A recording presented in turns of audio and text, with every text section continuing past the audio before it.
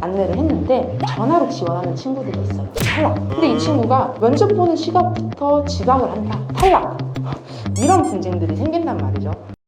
네, 안녕하세요. 유 팀장입니다. 오늘은 제가 채용에 대해서 좀 짧게 이야기를 해볼까 해요. 저도 제로백 직영점을 여러 개 좀 운영을 하고 있지만 이 관리라는 게 좀 쉽진 않은 것 같아요. 그러면 이제 어떻게 하면 인력 관리를 잘 할 수 있을까? 사실 저는 근데 이 고민 전에 저희가 먼저 해야 되는 고민이 있다고 생각을 해요. 바로 어떤 사람을 채용을 해야 할까? 그래서 저는 이 인력 관리의 첫 단추는 채용이라고 좀 생각을 해서 좀 지금부터 이 채용 프로세스랑 간략한 채용의 팁들을 조금 말씀드려 볼까 합니다.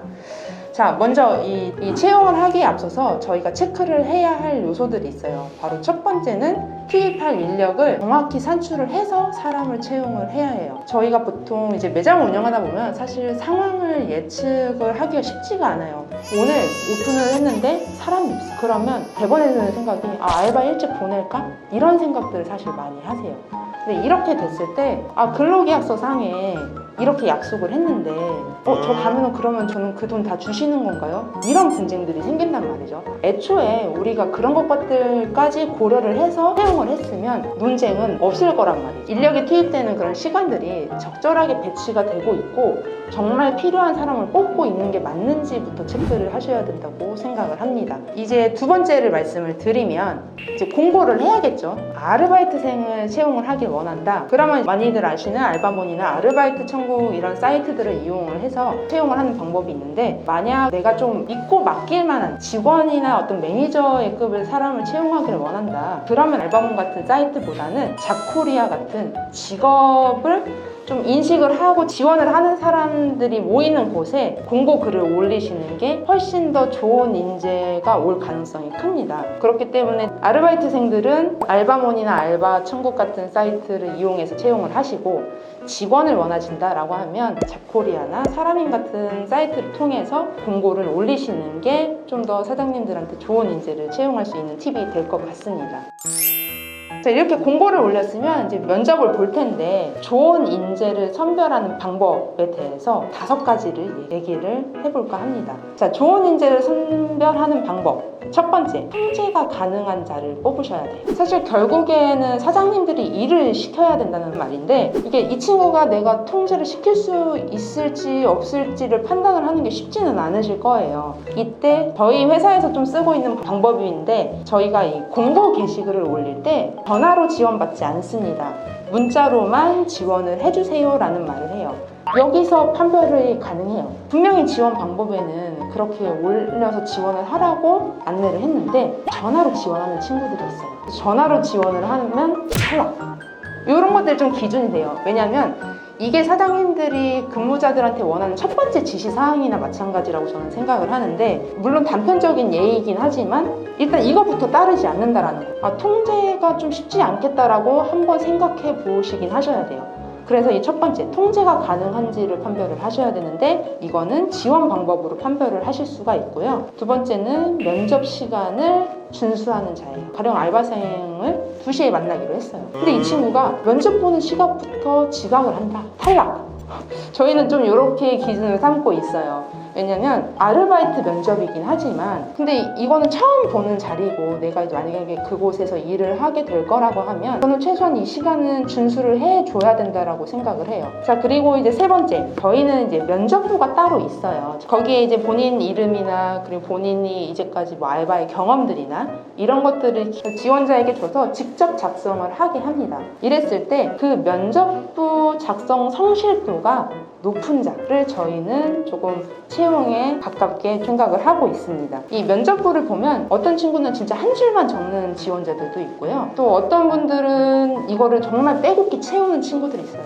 근데 이게 저는 이 면접부 성실도가 본인을 어필을 한다라고 생각을 하거든요. 열정도 좀 저는 담겨 있다라고 판단을 하기 때문에 면접부 작성 성실도도 굉장히 좀 높이 보고 있습니다.